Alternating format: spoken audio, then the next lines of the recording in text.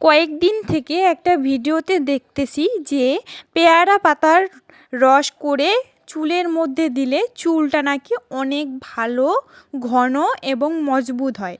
তো ভাবলাম আজকে আমি একটু ট্রাই করি। তো যেমন কথা তেমন কাজ। এখন পেয়ারা পাতাগুলো থেতো করে ওর রসটা একটা বাটির মধ্যে ঢেলে নিলাম।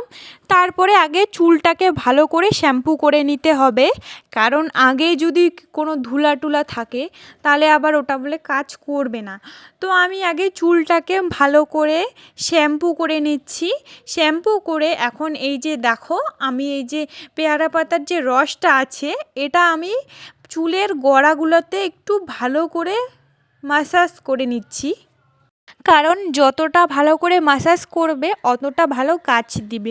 এই যে দেখো, আমার শীতের মধ্যে চুলগুলো উঠে উঠে একদম ফাঁকা হয়ে গেছে, কেমন দেখতে লাগছে।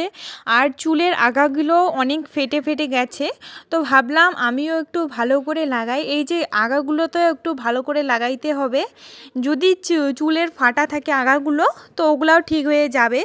তো এইদিকে চুলটা শুকাইতে দিয়ে আমাকে প্রচুর খিদা লাগছে, তো আমি এইদিকে খেয়ে নিচ্ছি আর ওইদিকে চুলটা শুকাচ্ছে। তো একটা কাপড় দিয়ে দিছি জামাতে যদি পড়ে তার জন্য। তো ভিডিওটা কেমন লাগছে অবশ্যই কিন্তু জানাতে